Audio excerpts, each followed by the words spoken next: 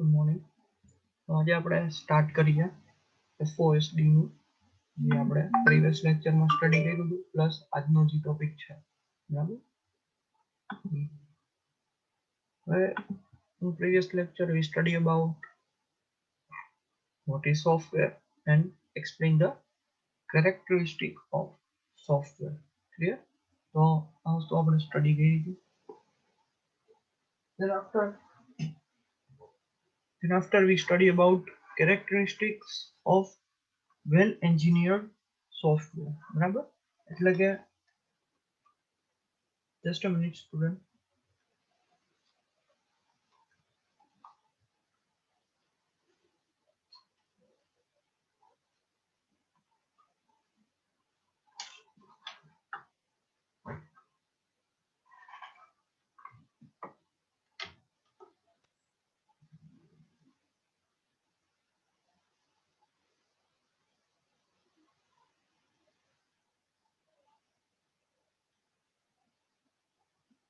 તો આપણે સ્ટડી કર્યું હતું વેલ એન્જિનિયર સોફ્ટવેર, બરાબર, કે જેની કેરેક્ટરિસ્ટિક, બરાબર. તો આપણે software as a layered technology આપણે સ્ટડી કર્યું, તો એના રિલેટેડ જ એની કેરેક્ટરિસ્ટિક આપણે બનાવી શકશે, બરાબર, એના રિલિવન્સમાં જોઈ જોઈને, બરાબર.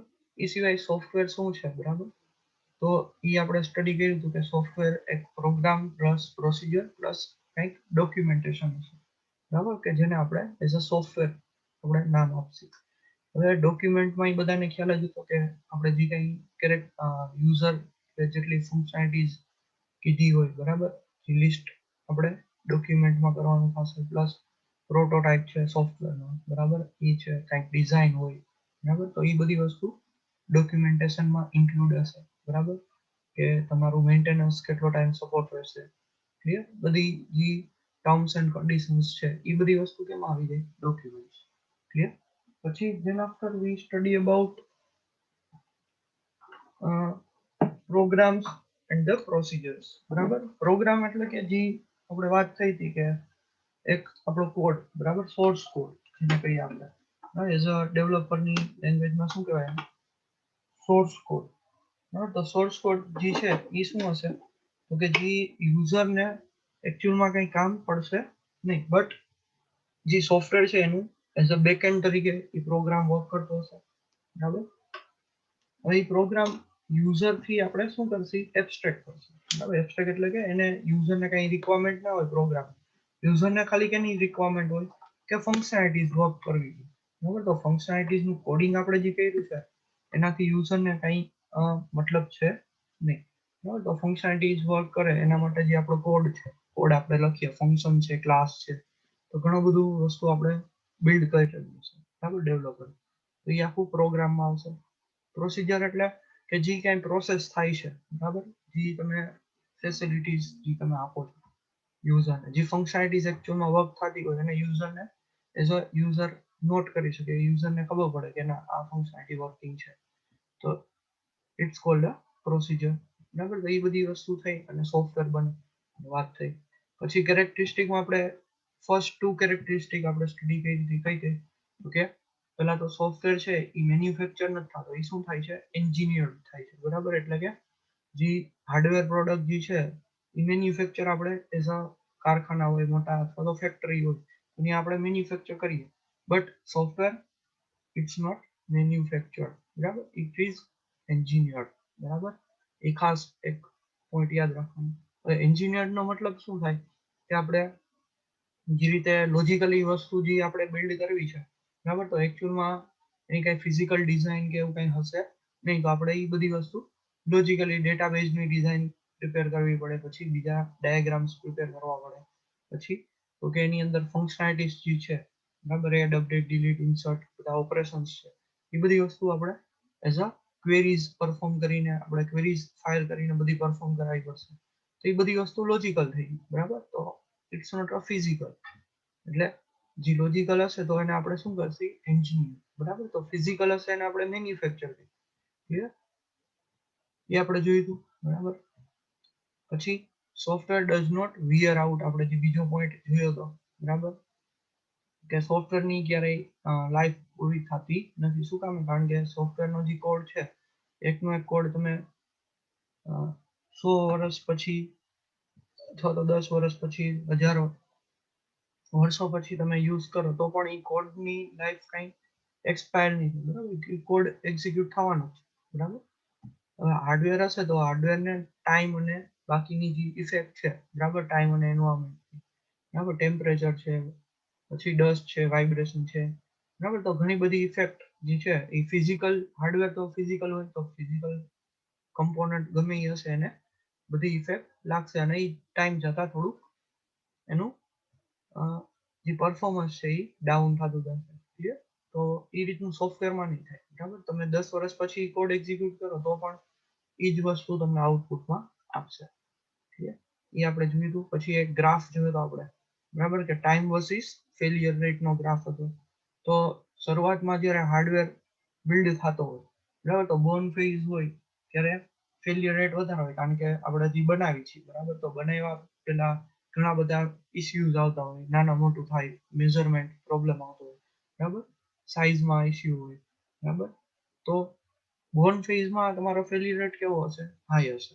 પછી તમારું જે આખું બની ગયા પછી હાર્ડવેર તમારો કમ્પ્લીટ બની ગયું પછી શું હશે?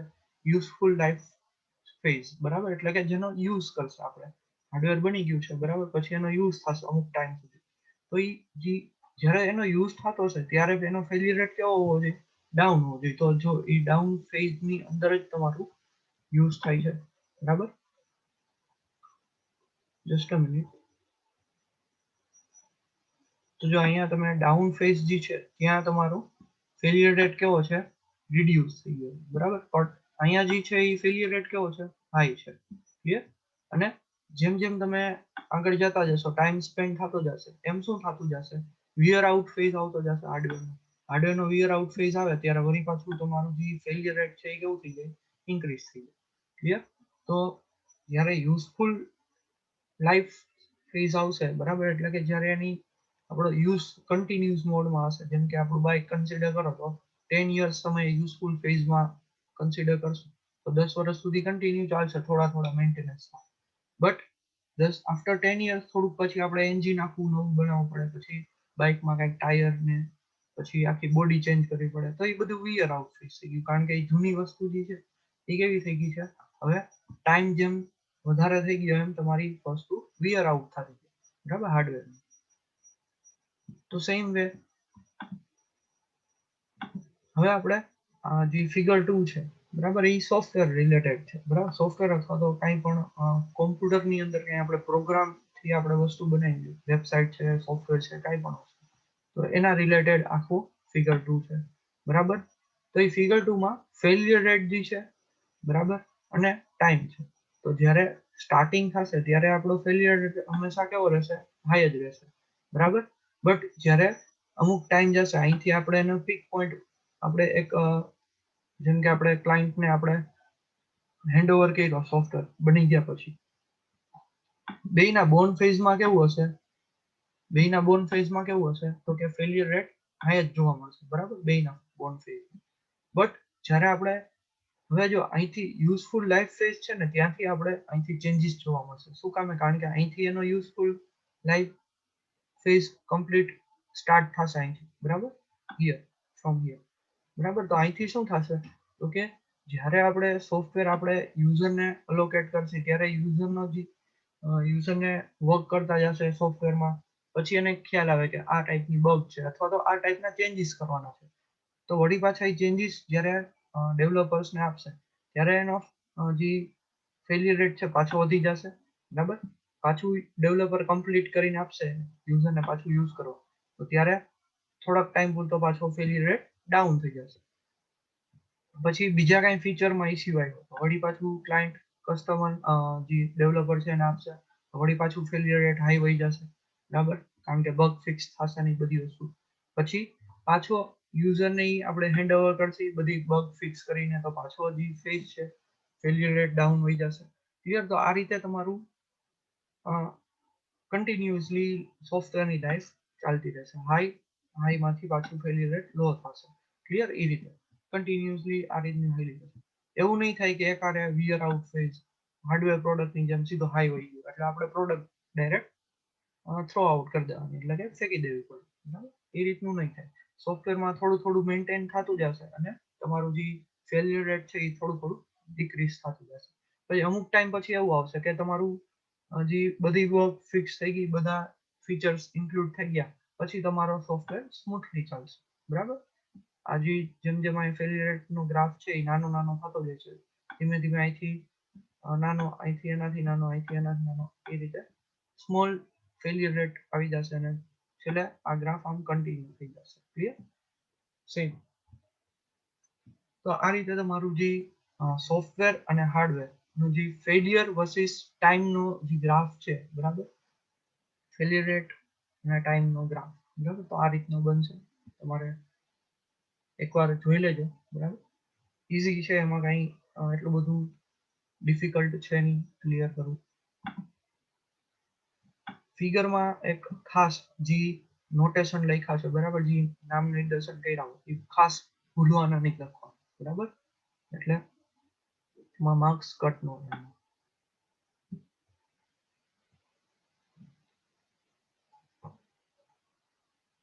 હવે જો એને આઈડિયલાઇઝ કહું, જો આની અંદર એક આઈડિયલાઇઝ કહું પણ એને અલોકેટ કરેલો છે, બરાબર? આઈડિયલાઇઝ કહું નો મતલબ શું થાય જો હું તમને બતાવું. આઈડિયલાઇઝ કહું જે છે, બરાબર? આ જે તમારો જુઓ છો અહીંથી લઈ અને આ આઈડિયલાઇઝ કહું છે, બરાબર? આટલું. તો એ આઈડિયલાઇઝ કહુંમાં શું હશે? તો કે મેઇનલી આઈડિયલાઇઝ કહું એટલે કે જ્યારે યુઝર જે છે, બરાબર, અથવા તો જે ડેવલપર છે, બરાબર, એ બંનેને કાંઈ ડિફિકલ્ટી આવતી નથી જ્યારે તમે સોફ્ટવેર એને હેન્ડઓવર કરો છો.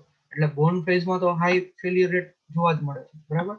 પણ જેમ જેમ જ્યારે ટાઈમ સ્પેન્ડ થતો જશે એમ ફેલિયર રેટ કેવો થઈ ગયો છે?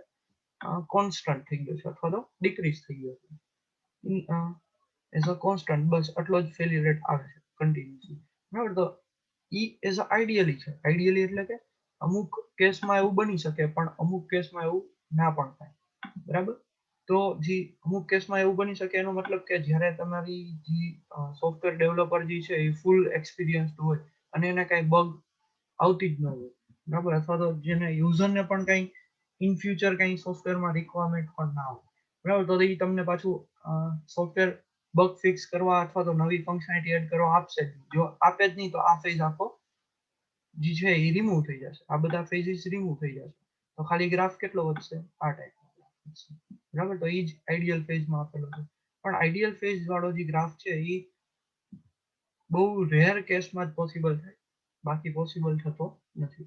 શું કામે? કારણ કે એવું બને જ નહીં કે કસ્ટમરને કંઈક રિક્વાયરમેન્ટ આવવાની નથી, બરાબર? સ્મોલ રિક્વાયરમેન્ટ તો આવવાની જ છે. એટલા માટે આઈડિયલ ફેઝ જે છે, આઈડિયલ કર્વ જે છે એ પોસિબલ છે. ક્લિયર? એટલે જ એનું નામ આઈડિયલ આપેલું છે કે જે લોજિકલી પોસિબલ છે કે ભાઈ કોઈને કઈ એરર આવતી નથી અને ક્લાયન્ટને કઈ રિક્વાયરમેન્ટ નવી ફંક્શનાલિટી નથી જરૂર, બરાબર? તો તમારો આઈડિયલ કર્વ જે છે એ બિલ્ડ થાય. ત્યાં સુધી તમારો આઈડિયલ કર્વ બિલ્ડ થશે. Clear? Okay.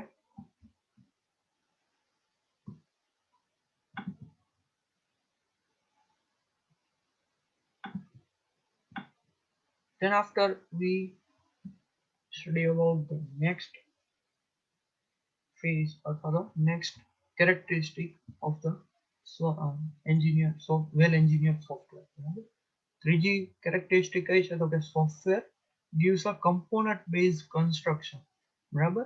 It gives a reusability of component. હવે જો પેલી વસ્તુ તો આપણે અહીંયા જોઈ, બરાબર, કે આપણે ઉપર જોયું આપણે અહીંયા phases નું, બરાબર? અહીંયા મેથડ્સ છે, ટૂલ્સ છે, બરાબર? તો એની અંદર આપણે વાત થઈ હતી કે કમ્પોનન્ટ બેઝ અથવા તો જેને આપણે કઈ મોડ્યુલ બેઝ, બરાબર? તો મોડ્યુલ બેઝ અથવા તો કમ્પોનન્ટ બેઝ કન્સ્ટ્રક્શન આપણે કરીએ છીએ સોફ્ટવેર. તો જ્યારે આપણે મોડ્યુલ બેઝ કન્સ્ટ્રક્શન કરતા હોય કમ્પોનન્ટ બેઝ, બરાબર? અહીંયા કમ્પોનન્ટ બેઝ કન્સ્ટ્રક્શન નો મતલબ શું થાય? તો કે આપણે એક મોટો પ્રોજેક્ટ છે, બરાબર, જાયન્ટ પ્રોજેક્ટ અથવા બહુ લાર્જ અમાઉન્ટ ઓફ ફંક્શનાલિટીઝ એની અંદર આવે છે, બરાબર? તો આપણે શું કરીએ? તો કે ઈ એક ફંક્શનાલિટી હોય અથવા તો જેટલી મોટી ફંક્શનાલિટીઝ હોય એને આપણે સ્મોલ પાર્ટ્સમાં ડિવાઈડ કરવા છે. બરાબર, અને એને એઝ અ કમ્પોનન્ટ એનું નામ આપી દઈશું અથવા તો મોડ્યુલ આપણે કહી દઈશું. હવે ઈ મોડ્યુલ, એક મોડ્યુલ તો કે 2 ડેવલપરની ટીમ 3 ડેવલપરની ટીમ કરતી હશે. ડિફરન્ટ જે બીજું મોડ્યુલ છે એ બીજા 3 ડેવલપર પરફોર્મ કરતા હશે એના ઉપર વર્ક.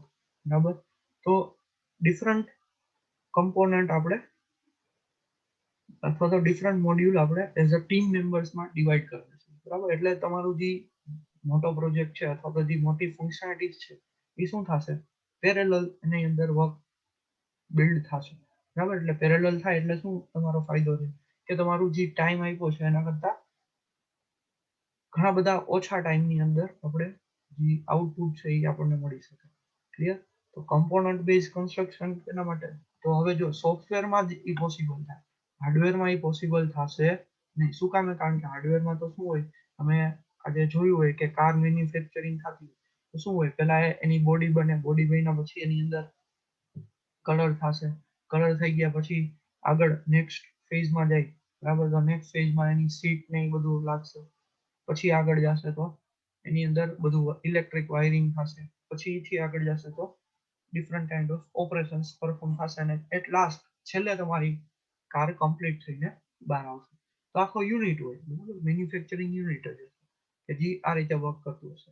પણ કારમાં આપણે પેરેલલી કોઈ દી વર્ક કરી શકશે નહીં. જેમ કે એક આરે કલર થાય અને સીટ અલગ, સીટ પણ આપણે પ્લેસ કરીએ તો શું ઇશ્યુઝ આવે, તો કે સીટ આખી કલર વાળી થઈ જશે. બરાબર, તો એવું આપણે સોફ્ટવેરમાં પોસિબલ નહીં થાય, કારણ કે સોફ્ટવેર છે એ આખી લોજિકલ વસ્તુ છે. તો શું થશે, આપણે ધારો કે એક હું તમને ફંક્શન આપું કે આપણે મેથેમેટિકલ ઓપરેશન્સ બધા પરફોર્મ કરવાના છે, એક એવો સોફ્ટવેર બનાવવાનો છે. તો હું એક જે એડિશન વાળું કોડિંગ છે એ હું એક ડેવલપરને આપી દઉં, સબટ્રેક્શનનું કોડિંગ એક બીજા ડેવલપરને આપી દઉં, મલ્ટિપ્લિકેશનનું એક ત્રીજા ડેવલપરને આપી દઉં. તો શું થાય કે એક જણાને એડિશન, સબટ્રેક્શન, મલ્ટિપ્લિકેશન અથવા તો 10 ઓપરેશન આપણે મેથેમેટિકલ કરવા, તો એક જણાને 10 ઓપરેશન ના કરવા પડે. 10 ઓપરેશન માટે 10 જણા હશે. બરાબર, તો જે એક છે એ એડિશન જ કરશે, એક સબટ્રેક્શનનું કોડિંગ જ કરશે, એક મલ્ટિપ્લિકેશનનું કોડિંગ જ કરશે. તો આ તો એક નાનું એક્ઝામ્પલ ખાલી તમને સમજાવવા માટે લઉં છું. બાકી એ રીતે ઘણા બધા મોટા એક્ઝામ્પલ હોય, જેમ કે ફેસબુક આપણે કન્સિડર કરી. ફેસબુકમાં કેવું હોય કે ભાઈ ફ્રેન્ડ વાળું જે રિક્વેસ્ટ ને આ જે વસ્તુ છે એ એક મોડ્યુલ આખું એક ડેવલપરની ટીમ અલોકેટ હશે એના માટે, ખાલી ફ્રેન્ડ રિલેટેડ વસ્તુ ની અંદર ઓપરેશન્સ કરશે. પછી એક બીજું તો કે ફેસબુક અત્યારે જે છે, બરાબર, ફેસબુકની અંદર ખાલી સ્ટોરી જે છે અથવા તો જે આપણે અપલોડ કરીએ ઇમેજીસ ને એ બધી વસ્તુ, તો એ જ વસ્તુ ખાલી એના રિલેટેડ વસ્તુ જે છે એ આખી બીજી ટીમ એના રિલેટેડ કોડિંગ અથવા તો જે કાંઈ ફંક્શનાલિટીઝ છે એડ કરવાનું, અપડેટ કરવાનું, એ બધું એ કરતા હશે. થર્ડ તો કે ફેસબુકની અંદર બીજી કઈ વસ્તુ છે, બરાબર, ફેસબુક બિઝનેસ છે, બરાબર, એ આખું ત્રીજી એક ટીમ કરતી હશે. તો આ રીતે આખું જે ફંક્શનાલિટી છે એ ડિસ્ટ્રીબ્યુટ એટલે કે કમ્પોનન્ટ બેઝ કન્સ્ટ્રક્શન આપણે કરી શકીએ કે જેથી તમારું સોફ્ટવેર છે એ કેટલી, તો કે તમારી 10 ગણી સ્પીડમાં કે 20 ગણી સ્પીડમાં જેટલું તમે ડિસ્ટ્રીબ્યુટ કરશો એટલી સ્પીડ તમારી સોફ્ટવેર ડેવલપમેન્ટની વધી જશે. ક્લિયર? અને પરફેક્ટ વસ્તુ થશે, કારણ કે એક જણાને ખાલી એડિશન જ કરવાનું છે તો એનું જે કોડિંગ છે, બરાબર, એ પરફેક્ટ રહેશે. તમે એને આજે 10 ઓપરેશન આપો તો એ મે બી એકાદા ઓપરેશનમાં પ્રોબ્લેમ થઈ શકે. બરાબર, તો પણ અત્યારે એને ખાલી એક જ વસ્તુ આપો તો એ શું કરશે, પરફેક્ટલી ઇમ્પ્લિમેન્ટ કરશે.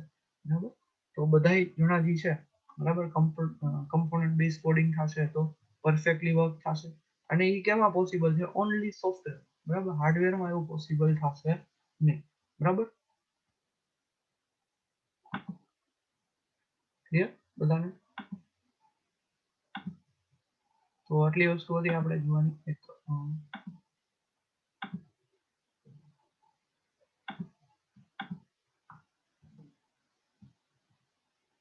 then after it gives a reusability of component. બરાબર, reusability of component નો મતલબ શું થશે, તો કે આપણે જે કમ્પોનન્ટ નો યુઝ કરીએ છીએ એકચ્યુઅલી, બરાબર, એટલે કે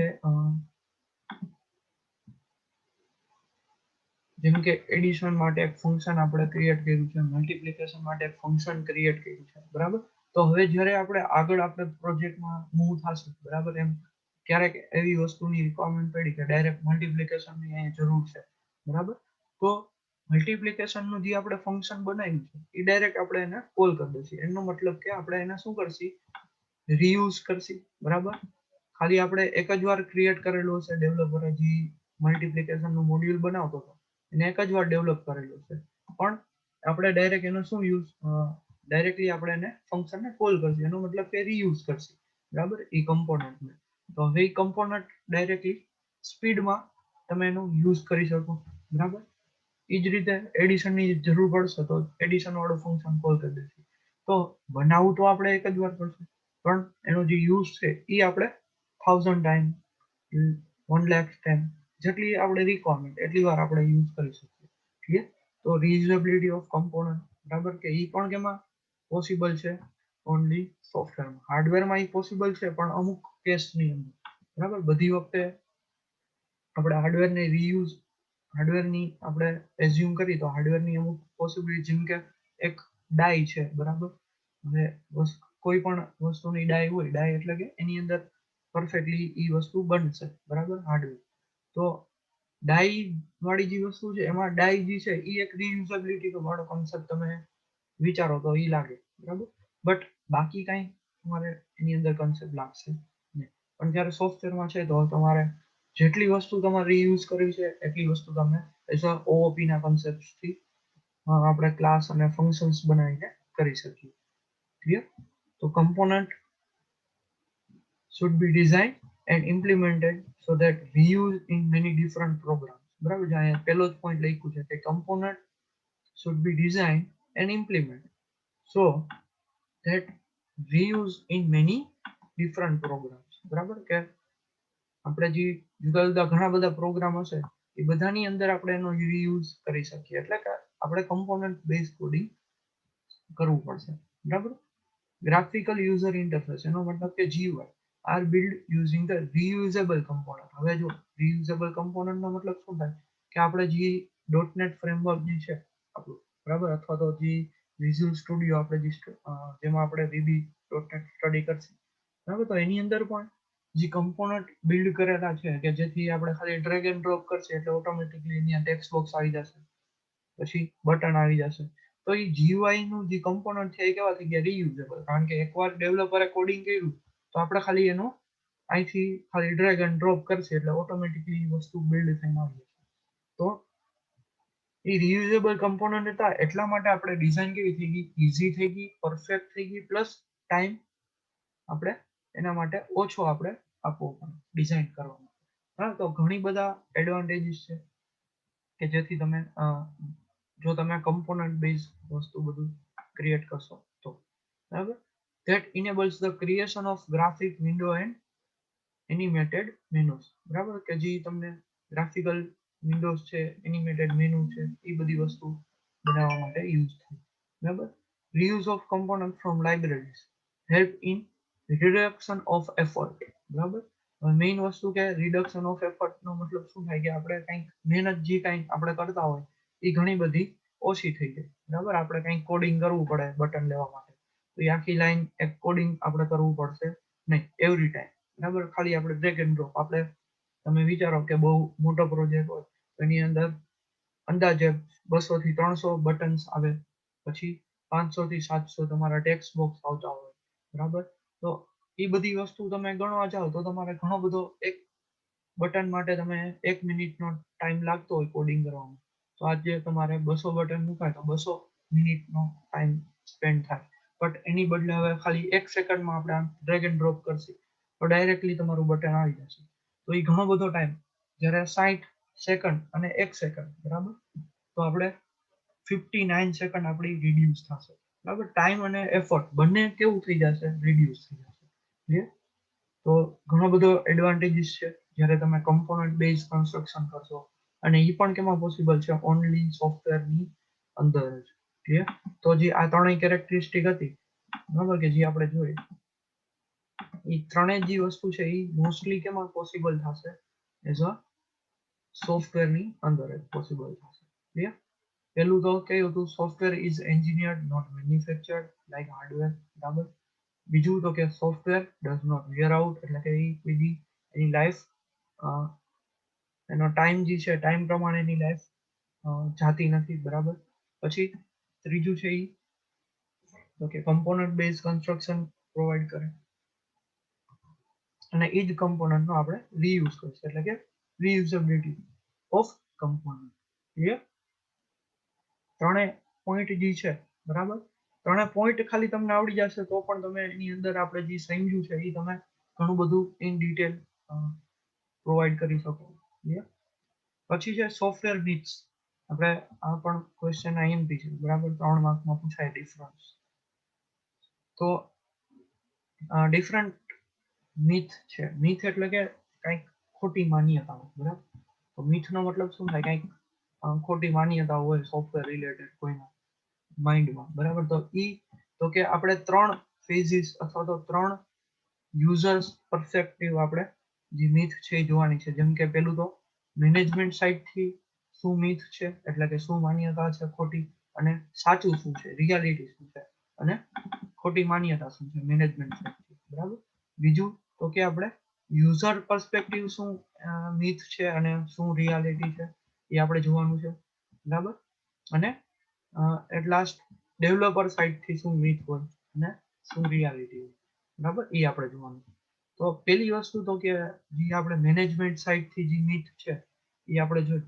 તો મેનેજમેન્ટ સાઇડથી શું ખોટું અફવાઓ છે એ આપણે જોઈએ, બરાબર. તો કે members of the organization know all the information containing procedures, principles and standards. હવે મેનેજમેન્ટ એટલે કે કંઈ પણ આપણે સોફ્ટવેર કોઈ કંપનીને આપણે બનાવવા આપ્યો છે, બરાબર, તો એ મેનેજમેન્ટ પેલા તો એને હેન્ડલ કરતું હશે, બરાબર. તો એ મેનેજમેન્ટને શું મિથ હોય કે ભાઈ આપણને બધી વસ્તુની ખબર જ છે, પ્રોસિજર શું આવશે, ઇન્ફોર્મેશન શું છે, યુઝરને શું રિક્વાયરમેન્ટ જોઈએ છે, પ્રિન્સિપલ્સ શું છે, એના સ્ટાન્ડર્ડ કયા સ્ટાન્ડર્ડનું યુઝરને જોઈએ એ બધી એને ખબર જ છે. એવું આપણે ઈ મિથ કહેવાય, બરાબર. એટલે કે ઈ બધી વસ્તુની ખબર જ છે ઈ ટાઈપનું તમને કહે છે. બટ એઝ અ રિયાલિટી શું છે? Developer not know about a standard. તો ડેવલપર જે છે, બરાબર, એને સ્ટાન્ડર્ડની કાંઈ ખબર હશે નહીં, અથવા તો સ્ટાન્ડર્ડથી એકચ્યુઅલમાં જે છે એને અવેર નહીં હોય, બરાબર. Standards are incomplete and outdated. તો જે સ્ટાન્ડર્ડ છે આપણે ક્યારેક મે બી યુઝરને આઉટડેટેડ પણ આપી દે અથવા તો ઇનકમ્પ્લીટ પણ આપી દે, બરાબર. Developer not follow the standard. બરાબર, ડેવલપર જે હશે એ સ્ટાન્ડર્ડ ફોલો કરશે નહીં, કારણ કે ડેવલપરને તો શું હોય કે જે ફંક્શનાલિટી છે એનું આઉટપુટ એઝ અ મળવું જોઈએ. પછી એ .NET લેંગ્વેજ કરે. Just a minute.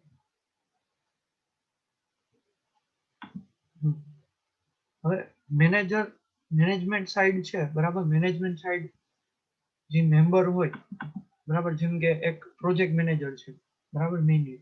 તો એ પ્રોજેક્ટ મેનેજર શું હોય કે એને ક્લાયન્ટ સાથે આપણે વાત કરી હોય કે તમારે શું ફંક્શનાલિટી જોઈએ છે, કઈ રીતનું જોઈએ છે આગળ, બરાબર. તો એ બધી વાત કરી અને એને એની મિથ છે. એની મિથ એટલે કે જ્યારે આપણે પ્રોજેક્ટની વાત થઈ ત્યારે એને બધું ખબર પડી જાય કે મને પ્રોસિજરની ખબર છે, પ્રિન્સિપલની ખબર છે, સ્ટાન્ડર્ડની ખબર છે, બધી વસ્તુની એને મેનેજમેન્ટ એટલે કે જે પ્રોજેક્ટ મેનેજર છે એને બધી ખબર જ છે. એ એક મિથ છે, કારણ કે યુઝરના માઇન્ડમાં શું ચાલે છે અથવા તો યુઝરને આજે આ વસ્તુ જોતી હોય, કાલે કંઈક બીજી વસ્તુ જોતી હોય, તો એ રિક્વાયરમેન્ટ ચેન્જ થતી હોય. પણ મિથ શું છે કે ભાઈ મને બધી ખબર છે, બરાબર, મેનેજમેન્ટ સાઇડથી. બટ રિયાલિટી શું હોય તો કે ડેવલપર જે હશે, એકચ્યુઅલમાં મેનેજમેન્ટ જે છે, પ્રોજેક્ટ મેનેજર છે, એને તો કંઈ બિલ્ડ કરવાનું નથી અથવા તો કંઈ આખો પ્રોજેક્ટ બનાવવાનો નથી, બરાબર. બટ રિયાલિટી શું હોય કે ડેવલપર જે છે એ જ ઇમ્પ્લિમેન્ટ કરશે આખો પ્રોજેક્ટ. તો શું થાય કે developer not know about standard. હવે એ મેનેજમેન્ટને ખબર છે સ્ટાન્ડર્ડ, બટ ડેવલપરને તો ખ્યાલ નથી. ડેવલપરને તો શું હોય, એટ લાસ્ટ છેલ્લે તમે જે યુઝર એમ કીધું કે એડિશન થવું જોઈએ તો એ એડિશન કરીને તમને આઉટપુટ આપી દેશે, બરાબર. તો એવું નહીં વિચારે કે જાવા સ્ક્રિપ્ટ એડિશન કરવું કે PHP થી કરવું કે .NET લેંગ્વેજ થી કરવું કે કોઈ પણ ડિફરન્ટ ટેકનોલોજીમાં એડિશન કરવું. હવે જ્યારે યુઝર એમ કહે કે ભાઈ મારે એડિશનની જે સ્પીડ છે એ 1 સેકન્ડમાં થાય છે, હવે મારે 1 સેકન્ડથી ઓછા ટાઈમમાં કરવું છે, તો ડેવલપર કંઈક બીજી ટેકનોલોજી એપ્લાય કરશે, બરાબર, એજેક્સ નો યુઝ કરશે, જાવાસ્ક્રિપ્ટ નો યુઝ કરશે, તો એનાથી શું થશે, તો થોડીક સ્પીડ હાઈ જશે. તો એ વસ્તુની એઝ અ સ્ટાર્ટિંગ લેવલે સ્ટાન્ડર્ડની જે ખબર છે એ મેનેજમેન્ટને હશે, બટ ડેવલપરને હશે નહીં. Developer not know about the standard. Standard are incomplete or outdated, એટલે કે આપણે જે લેંગ્વેજનો યુઝ કરીએ આઉટડેટેડ પણ હોય, જેમ કે સી લેંગ્વેજ. બરાબર, આઉટડેટેડ એટલે કે એની કમ્પેરિઝનમાં બીજી ઘણી બધી લેંગ્વેજ છે, પાયથન તો સારી સારી ઘણી બધી હાઈ લાઇબ્રેરીઝ નો યુઝ કરે, હાઈ ફંક્શનાલિટીઝ પ્રોવાઈડ કરે, એ ઘણી બધી લેંગ્વેજ. તો આઉટડેટેડ વસ્તુ અત્યારે યુઝરને ખાલી એડિશન છે.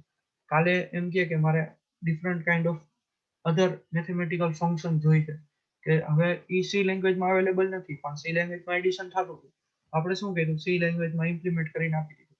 પછી તો કે કાલે એમ કે મારે સાઇન કોસના ફંક્શન ઇમ્પ્લિમેન્ટ કરવા, તો સાઇન કોસના ફંક્શન આપણે સી માં ના હોય, પાયથનમાં. તો આપણે આઉટડેટેડ એને ફોર્મેટ આપી દીધું હોય પેલા તો સી લેંગ્વેજમાં. બરાબર, તો એ જ વસ્તુ આમાં કહે છે, developer not follow the standard. ડેવલપરને સ્ટાન્ડર્ડ ફોલો કરવાની કઈ જરૂર પડશે નહીં. શું કામ? કારણ કે એને એટ લાસ્ટ આઉટપુટ થી જ મતલબ હોય છે, not a standard or not a જે ટેકનોલોજી. બરાબર, ટેકનોલોજી અથવા તો સ્ટાન્ડર્ડ થી એને કાંઈ લેવા દેવા હશે નહીં. ક્લિયર? તો એ રિયાલિટી છે, આ આખી રિયાલિટી છે. આ શું છે, આ શું હતી, મિથ હતી. બરાબર, એ જ રીતે બીજી મિથ શું છે, if the project is behind the schedule, એટલે કે પ્રોજેક્ટ શેડ્યુલ થી પાછળ આવતો હોય તો increase the number of programmers can reduce the time gap. બરાબર, એવી મિથ હોય કે આપણે જો ટાઈમ થી પાછળ હાલતા હોય તો શું કહેવાય કે ભાઈ મેનેજમેન્ટ હોય તો એ શું કરે, પ્રોગ્રામ મેનેજર, સોફ્ટવેર મેનેજર હોય તો બીજા 2 ડેવલપરને હાયર કરે, એટલે કે બીજા 2 ડેવલપર એ કામમાં લગાડી દેશે, તો તમારો જે ટાઈમ છે રિડ્યુસ થઈ જશે. એવું એના એઝ અ મગજમાં હશે, અથવા તો એવી એની મીથ હશે. બરાબર, કે એ ખોટું છે એકચ્યુઅલમાં. શું કામ? એનું રીઝન શું, તો કે જે પ્રોગ્રામર આવ્યા છે અથવા જે નવા ડેવલપર છે એને થોડોક ટાઈમ જોશે. બરાબર, એનો કંપનીના એન્વાયરમેન્ટ હારે મેચ થવામાં, પ્લસ એ ડેવલપર એટલું વર્ક કરશે જ એની કઈ ગેરંટી હશે નહીં. કારણ કે શું થશે કે આજે નવા ડેવલપર્સ આવ્યા તો એને એનું જે સ્ટાર્ટિંગમાં જે છે એનું પરફોર્મન્સ થોડુંક ડાઉન હશે, એટલે કે ધીમે ધીમે વર્ક કરશે. પછી જેમ જેમ કંપની હારે એન્વાયરમેન્ટ ફ્રેન્ડલી થતા જશે એમ તમારું વર્ક આઉટપુટ વધારે હશે. તો એ જ રીતે જે પ્રોજેક્ટ છે એ શેડ્યુલ થી પાછળ આવતો હોય, બિહાઇન્ડ ધ શેડ્યુલ, ત્યારે તમે increase the number of developers અથવા તો નંબર ઓફ પ્રોગ્રામર્સ અને હાયર કરી લેશો તો રિડ્યુસ ધ ટાઈમ ગેપ, એટલે કે ટાઈમ તમારો ઘટી જશે. એવું પોસિબલ થાય અમુક સિચ્યુએશનમાં, બટ અમુક સિચ્યુએશનમાં ના પણ થાય. તો એ એઝ અ મિથ તરીકે કન્સિડર કરવાનું. ક્લિયર? તો એ આખી મિથ છે. પછી તો કે રિયાલિટી શું છે, તો કે new workers take a long time to learn about the project. જો આવ્યું એ જ વસ્તુ, તો કે પ્રોજેક્ટ શું છે એ નવા ડેવલપરને કઈ આઈડિયા હશે નહીં, તો એને પ્રોજેક્ટ રિલેટેડ હજી થોડુંક કોઈ સમજાવશે, ટીમ લીડર હશે એ કોઈક સમજાવશે કે આ પ્રોજેક્ટ છે, આની અંદર એટલી એટલી ફંક્શનાલિટી છે. બરાબર, તો એ સમજાવવામાં થોડોક ટાઈમ જશે, plus so further delays the project. બરાબર, કે જે ટાઈમ એને સમજાવવામાં લાગ્યો તો એટલો ટાઈમ થોડોક ડિલે થશે.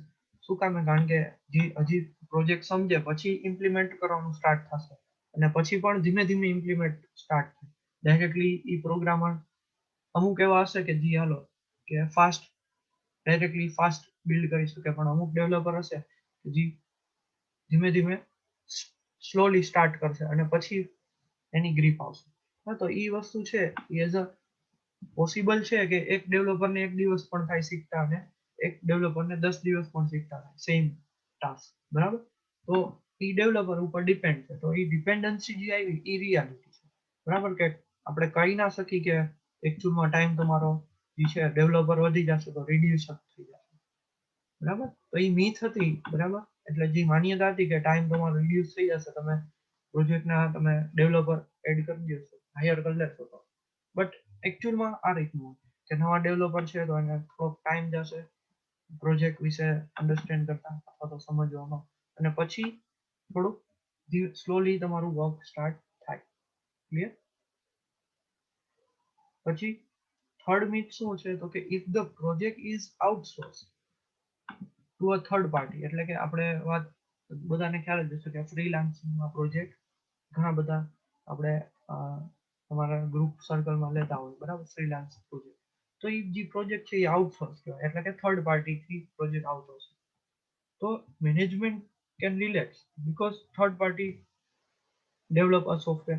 હવે મેનેજમેન્ટ ને રિલેક્સેશન ન હોય, બરાબર. શું આ એક મિથ છે કે ધારો કે એક ટીસીએસ કંપની છે, બરાબર, એ ફોરેન ક્લાયન્ટ પાસેથી વર્ક લઈ આવે છે, અને એ ધારો કે નાના નાના રાજકોટમાં ડેવલપર હોય કે એના ખાલી ટીસીએસ કંપની ફોરેનના ડેવલપરનું જે વર્ક ટીસીએસ પાસે આવ્યું એ નાના નાના ડેવલપર્સને આપી દે, જે રાજકોટ અમદાવાદ બધા વર્ક કરતા હોય. તો શું થાય કે મેનેજમેન્ટ અત્યારે કોણ થયું વચ્ચે વાળું, તો કે ટીસીએસ, બરાબર. ક્લાયન્ટ તો કે ફોરેન ક્લાયન્ટ, અને ડેવલપર તો કે જે આપણે ટીસીએસ વાળાએ જેને કામ આપ્યું છે એ. તો શું થાય કે મેનેજમેન્ટ એટલે કે ટીસીએસ જે છે એને રિલેક્સ થઈ જવાનું, બરાબર. રિલેક્સ શું કામ? આમાં એવું છે, એક મિથ છે કે ટીસીએસ વાળા જે છે એ રિલેક્સ રહેશે, એવું કોઈ દી થશે નહીં. શું કામ? કારણ કે ડેવલપર જે છે એ વર્ક કરીને ના દે તો શું થાય, બરાબર. તો ટીસીએસ ને જે ક્લાયન્ટ છે એ ક્લાયન્ટ હાથમાંથી નીકળી જશે. શું કામ? કારણ કે જે ટાઈમ ટુ ટાઈમ વર્ક કરી ના દે અથવા તો પેમેન્ટના ઇસ્યુઝ આવતા હોય, તો જે વચ્ચે મેનેજમેન્ટ વાળા છે એને રિલેક્સેશન કોઈ ક્યારેય હશે નહીં.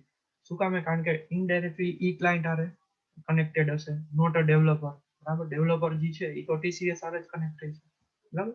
તો એવું કોઈ દી થશે નહીં. એ એક મિથ છે કે મેનેજમેન્ટ વાળા રિલેક્સ થશે, બરાબર. Relax because third party developer software, કે ડેવલપર તો છે એને એની રીતે કામ કરીને ક્લાયન્ટને આપી દેશે, એવું ન હોય, બરાબર. હવે ડેવલપર ક્યારેક વર્ક કરે અને ના પણ કરે, તો જે જવાબદારી આવે એ કોની આવે, તો કે જે વચ્ચે વાળું છે ટીસીએસ, બરાબર, કે જે મેનેજમેન્ટ કરે છે એની આવશે. તો એ રિલેક્સ નહીં રહે. ક્લિયર? એક મિથ છે કે એ રિલેક્સ રહેશે, બરાબર, જો આઉટસોર્સ પ્રોજેક્ટ હશે તો. But organization does not understand how to manage or control a software project. It will suffer when outsource the software project.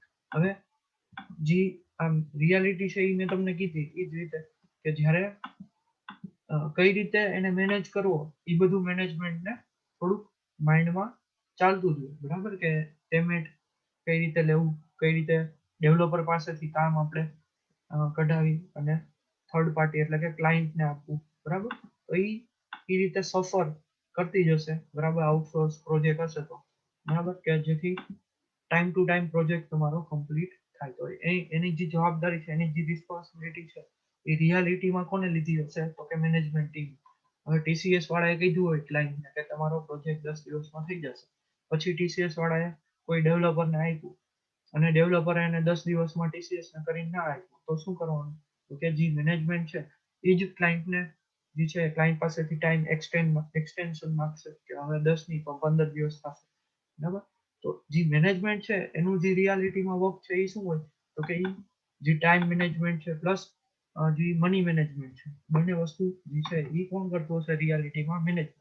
તો જે રિસ્પોન્સિબિલિટીઝ છે એ એકચ્યુઅલમાં કોની આવી જાય? નોટ અ ડેવલપરની, નોટ અ ક્લાયન્ટની, ખાલી મેનેજમેન્ટ જે ટીમ છે એની જ રિસ્પોન્સિબિલિટી આવી જાય. ક્લિયર? આ તમને મેં અત્યારનું જે લાઈવ એક્ઝામ્પલ છે એ જ તમને સમજાવ્યું, એટલે તમને ખ્યાલ આવે કે મેનેજમેન્ટ જે છે એ એટલું ઇઝી છે નહીં, બરાબર. એની જે મિથ છે એ જે મિથ હતી એના પ્રમાણે આપણે રિયાલિટી કમ્પેર કરી કે એકચ્યુઅલમાં એવું નહીં હોય.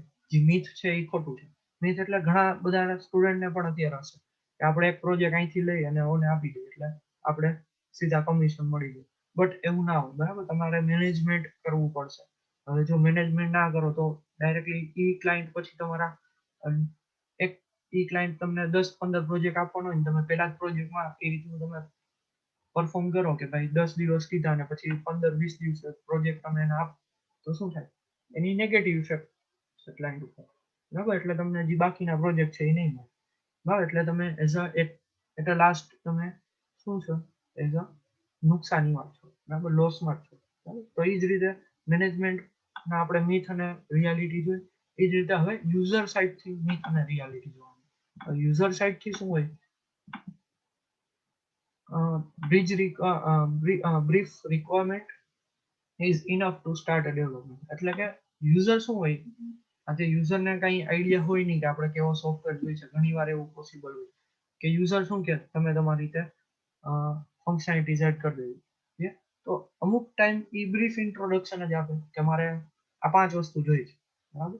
પછી એને એકચ્યુઅલમાં માઇન્ડમાં 50 થી 60 વસ્તુ હોય, બરાબર. તો ઇન ડિટેલ તમને યુઝર જે છે એ સ્ટાર્ટિંગમાં તમને બધી રિક્વાયરમેન્ટ આપી દેશે ને એ જેમ જેમ એને આપણે 5 ફંક્શનાલિટી જે છે એ કીધી એને એડ કરીને આપણે આપશું તો એ 5 ફંક્શનાલિટીઝમાં સબ ફંક્શનાલિટીઝ તો કે મારે આ 10 વસ્તુ જોઈ છે પેલી ફંક્શનાલિટીમાં, તો વળી પાછું આપણને આપશે, વળી પાછું આપણે ઇમ્પ્લિમેન્ટ કરીને દેશું તો બીજી ફંક્શનાલિટીઝમાં બીજી 10 વસ્તુ એને જોતી હશે.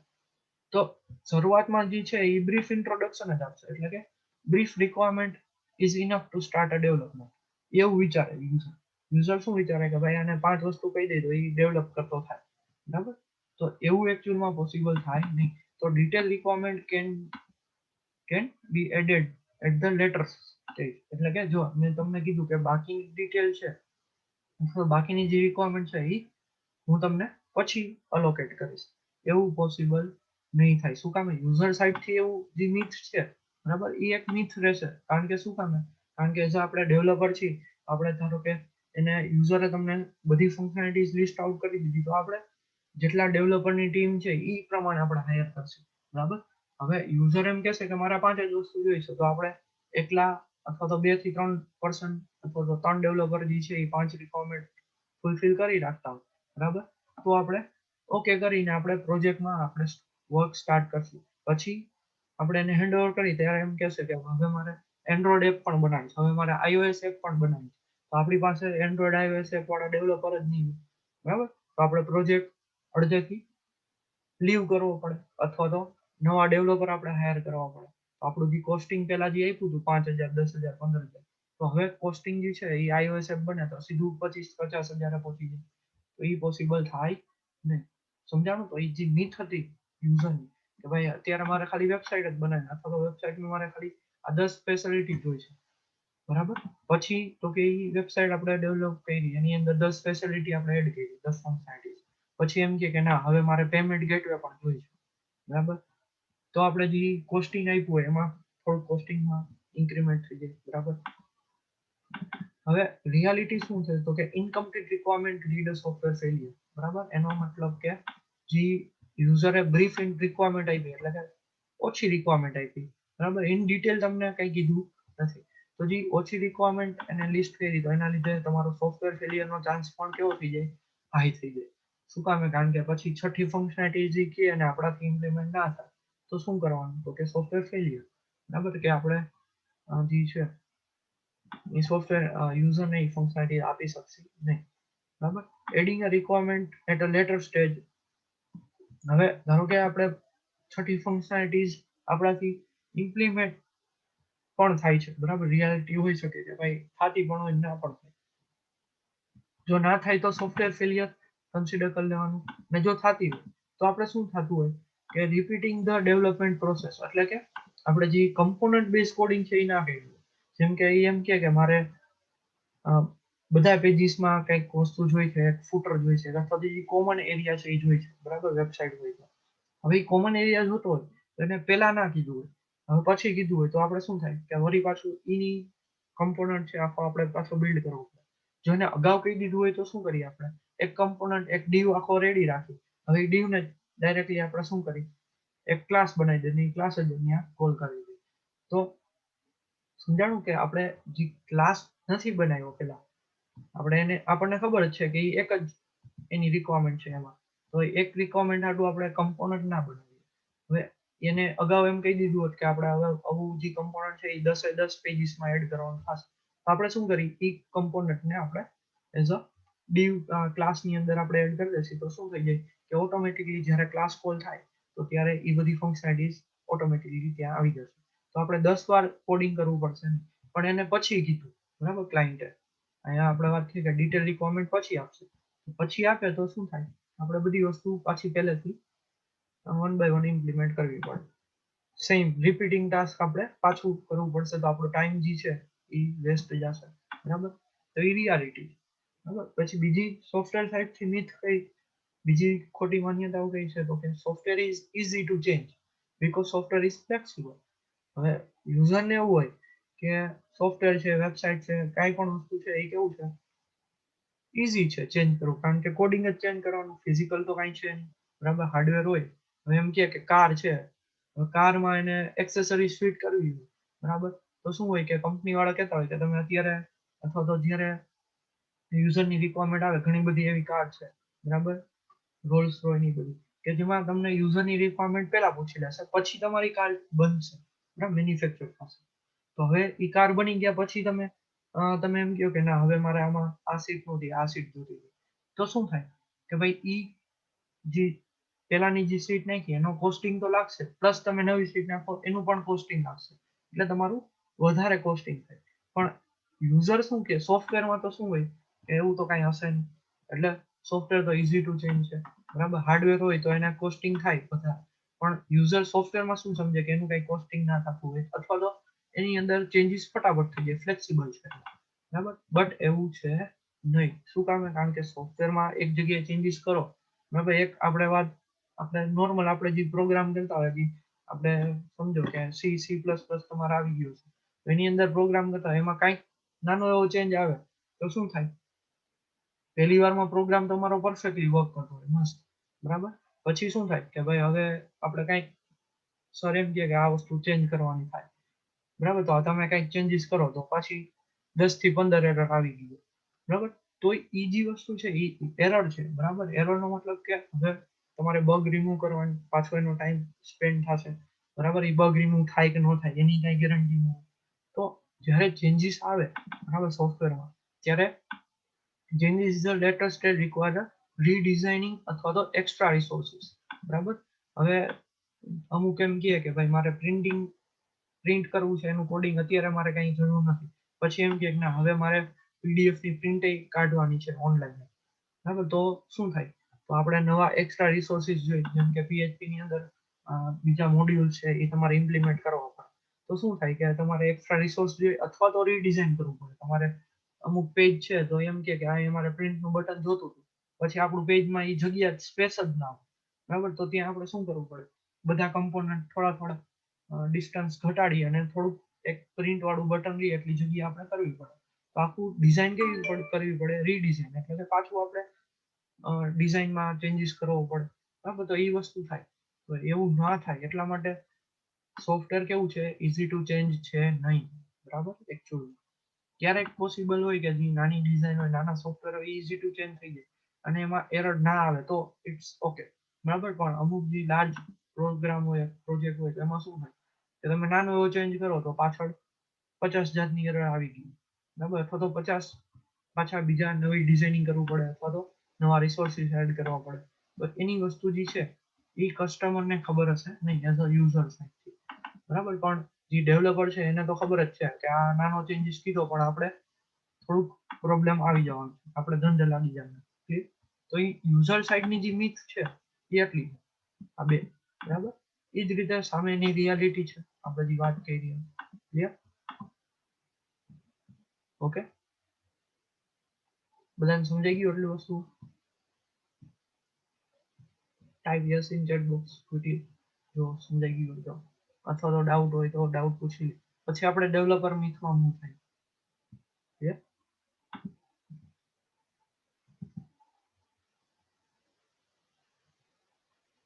ઓકે,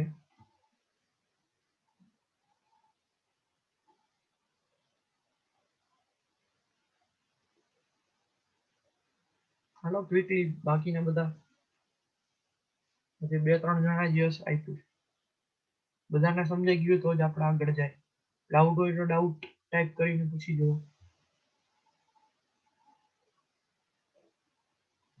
અથવા તો યસ ટાઈપ કરો. આળસ જરાય ના કરતા હો.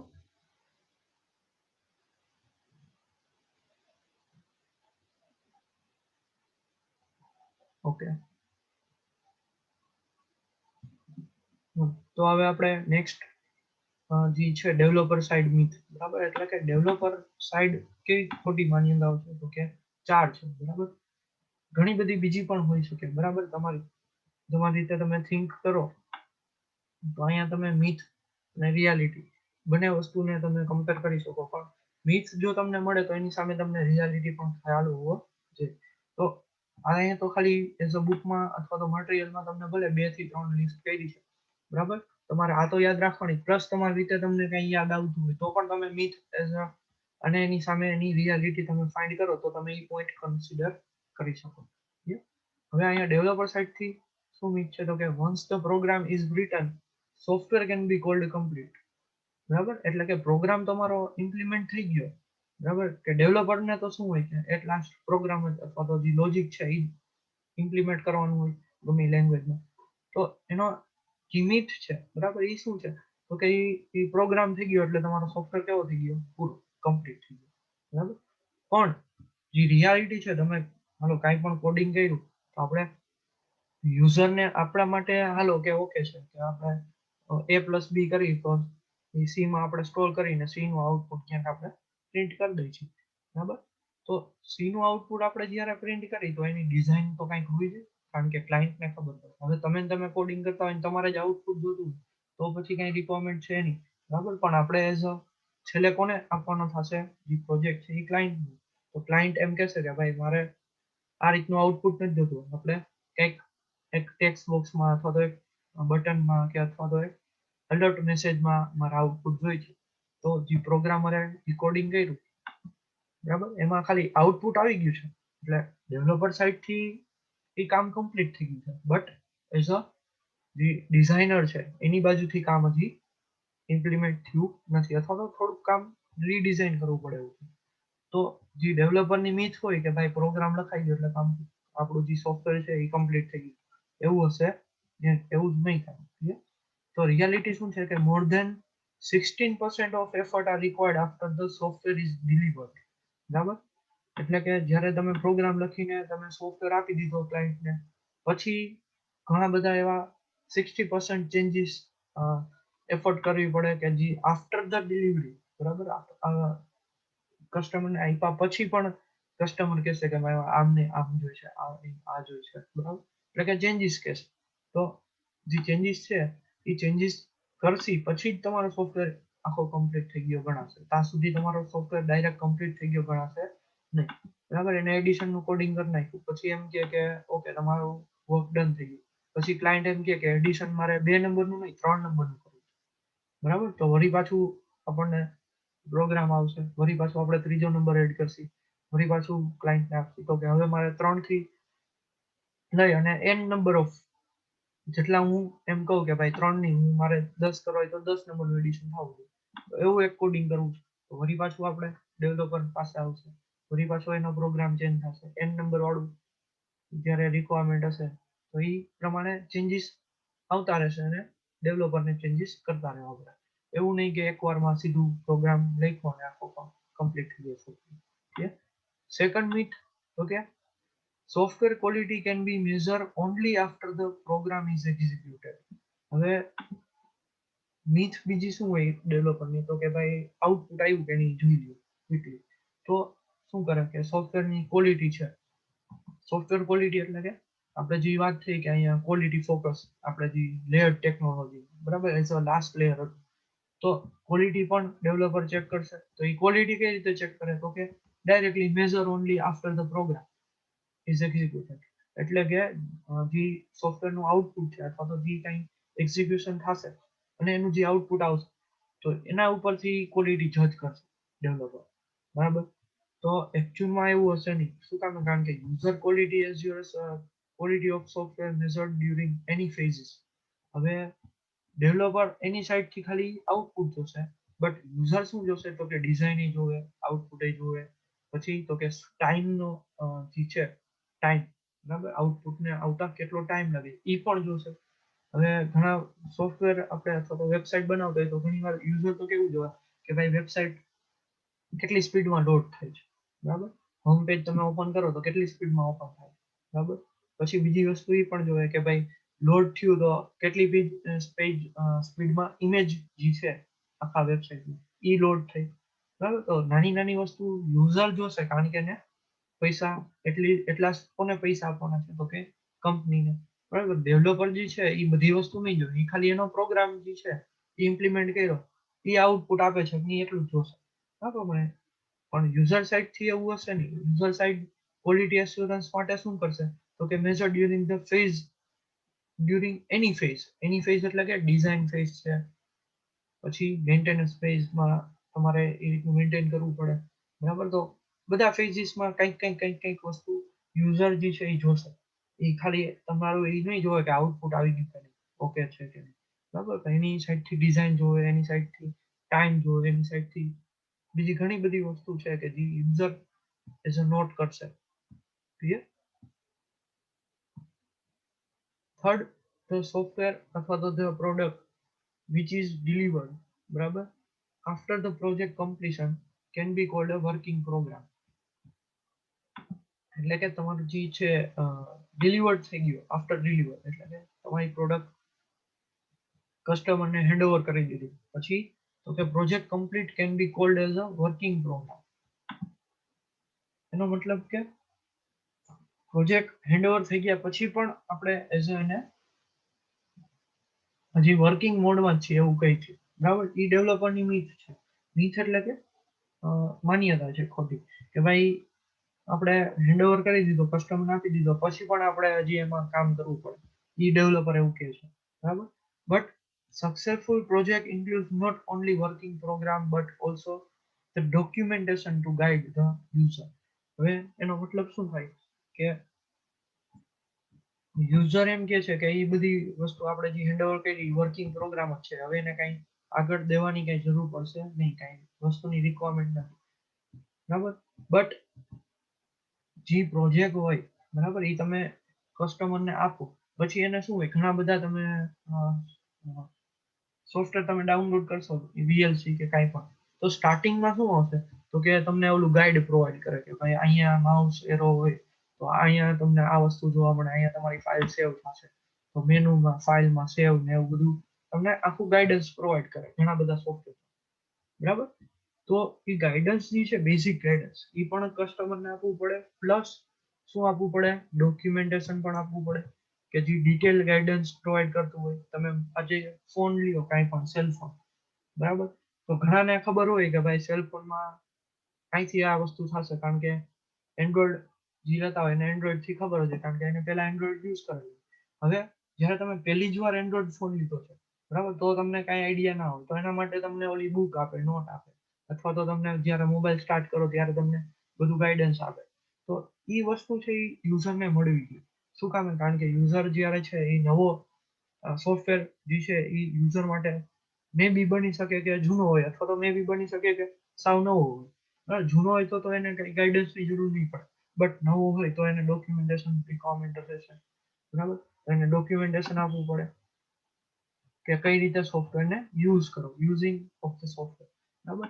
તો ખાલી આપણે પ્રોગ્રામ આપી દીધો, સોફ્ટવેર આપી દીધો, ડિલિવર થઈ ગયો એટલે આપણું કામ પૂરું, એ ડેવલપરની મીથ છે, ખોટી માન્યતા છે, બરાબર. પણ રિયાલિટી શું હોય તો કે આપણે એને બધી વસ્તુઓને કમ્પ્લીટ કરી ડોક્યુમેન્ટેશન કરીને બધું આપવું પડે, બરાબર. એ સિવાય કસ્ટમર લેશે નહીં, બરાબર. બીજી વસ્તુ તો કે અનનેસેસરી document slow down the project. એટલે કે ઘણા બધા એવા કામ હોય, બરાબર, ડોક્યુમેન્ટેશન થતા હોય કે જે પ્રોજેક્ટ નું કામનો ટાઈમ બગાડી અને આપણે ડોક્યુમેન્ટેશનમાં ટાઈમ આપવો પડે એવું ડેવલપર વિચારે છે. પણ જે અનનેસેસરી ડોક્યુમેન્ટ છે એ કોના માટે છે? ડેવલપર માટે. એ ડોક્યુમેન્ટ એઝ અ ક્લાયન્ટ માટે મે બી બની શકે કે વેરી યુઝફુલ, બરાબર, કે એને ક્લાયન્ટને એ ડોક્યુમેન્ટેશનની ખાસ જરૂર હોય, બરાબર. જો અહીં જ છે proper documentation increase the quality of the software which results is reducing the amount of rework, બરાબર. જો અહીંયા એવું કીધું, એક બીજો એડવાન્ટેજ એ પણ થાય કે ક્લાયન્ટ માટે એ વસ્તુ બહુ કામની હોય, બરાબર. હવે ક્લાયન્ટને એ વસ્તુ જે કામની છે એ ના મળી તો શું કરે? ડેવલપરને વારંવાર કોન્ટેક્ટ કર્યા કરે અથવા તો મેનેજમેન્ટને કોન્ટેક્ટ કરે કે ભાઈ આ વર્ક કેમ થાય, આ શું, આ કઈ રીતે વર્ક કરે, બરાબર. તો એ ડેવલપરને એને શીખવાડવામાં ટાઈમ આપવો પડે, બરાબર. તો એ ટાઈમ એને ડોક્યુમેન્ટેશનમાં આપ્યો હોય તો શું થાય કે એવરી ટાઈમ ખાલી યુઝરને એમ જ કહેવાનું રહે કે આ ડોક્યુમેન્ટ ખોલો, પેજ નંબર 10 ખોલો કે જ્યાં તમારું પ્રોબ્લેમનું સોલ્યુશન લખેલું છે. ક્લિયર? તો આપણે શું થાય કે ઘણો બધો ટાઈમ બચી ગયો, અને જ્યારે કસ્ટમરને પ્રોબ્લેમ આવશે, સેમ પ્રોબ્લેમ 10 વાર આવે તો એ 10 વાર એ 10 નંબરનું પેજ ઓપન કરીને રીડ કરી લેશે અને પ્રોબ્લેમ સોલ્વ કરી લેશે.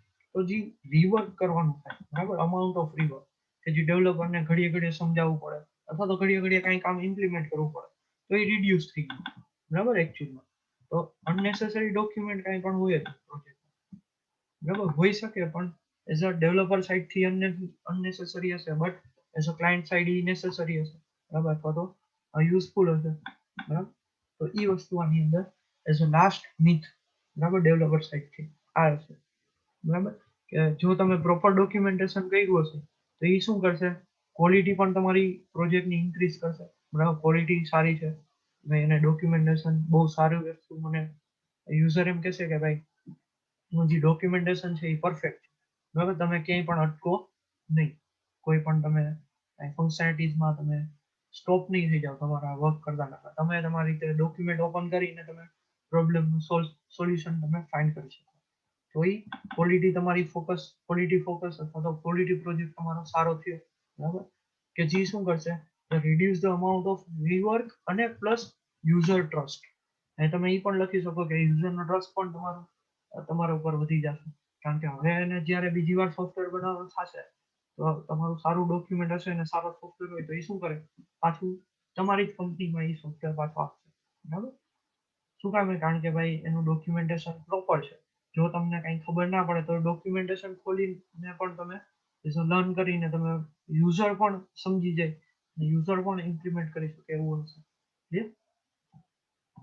તો આજે આપણે જે મીથ જોવાની હતી, મીથ ક્યારેક પૂછાય છે 3 માર્કમાં, 4 માર્કમાં, બરાબર.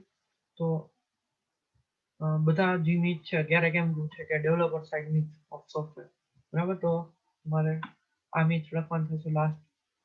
યુઝર સાઇડ પૂછે તો યુઝર અને જે મેનેજમેન્ટ સાઇડ છે એ મે બી 3 માર્કમાં પૂછાય છે, અને ડેવલપર સાઇડ થી વધારે 4 માર્કમાં પૂછાય.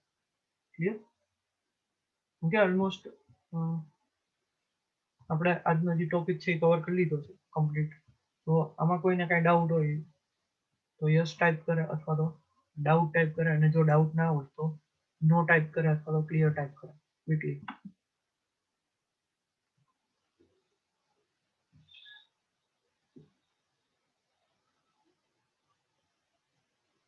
હવે તમે એકવાર ખાલી નજર ફેરવી જશો, બરાબર, આ ટોપિક ઉપર, બરાબર. બધી મીથ છે, બધી મીથ એકવાર લર્ન કરી જશો એટલે બધી સમજાઈ જશે, બરાબર. પછી તમારે ગોખવાની કે એની કઈ જરૂર નહીં પડે, એઝ અ તમારે ખાલી વિચાર કરવાનો કે ભાઈ એઝ અ ડેવલપર છે તો આપણે શું વાંચ્યું હતું, આટલી વસ્તુ એઝ અ ડેવલપર સાઇડથી હતી, તો એની રિયાલિટી તમારે વાંચવાની જરૂર નથી. જો તમે મીથ વાંચશો તો એની સામે રિયાલિટી તમને ઓટોમેટિકલી માઇન્ડમાં આવવાની છે, કે હાચન એવું હશે નહીં.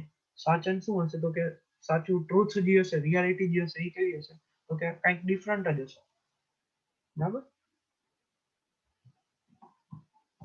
ઓકે, તો જે ટોપિક છે આજે આપણે જોયું કે ડેવલપર, ક્લાયન્ટ અથવા તો યુઝર સાઇડથી અને એઝ અ મેનેજમેન્ટ સાઇડથી ત્રણેય સાઇડની મીથ જોઈ અને એની રિયાલિટી જોઈ.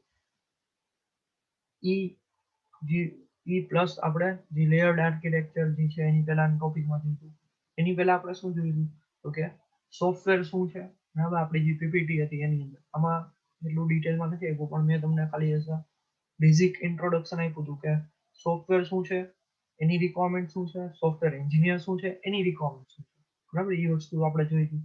તો ટોટલી જે આપણે અત્યારે ફ્લો વાઇઝ જાય છે, બરાબર. તો એ ફ્લો જે છે એ આખો બેઝ છે, બરાબર. તમારો એફઓએસડી નો શું છે, બેઝ છે. પછી આપણે ઓલું જોયું હતું 5 લેયર્સ, બરાબર. કયા કયા 5 લેયર્સ હતા એસડીએલસી માં? 5 ફેઝિસ કયા કયા હતા? ક્વિકલી ટાઈપ કરો ચેટ બોક્સમાં, થોડો જલ્દી.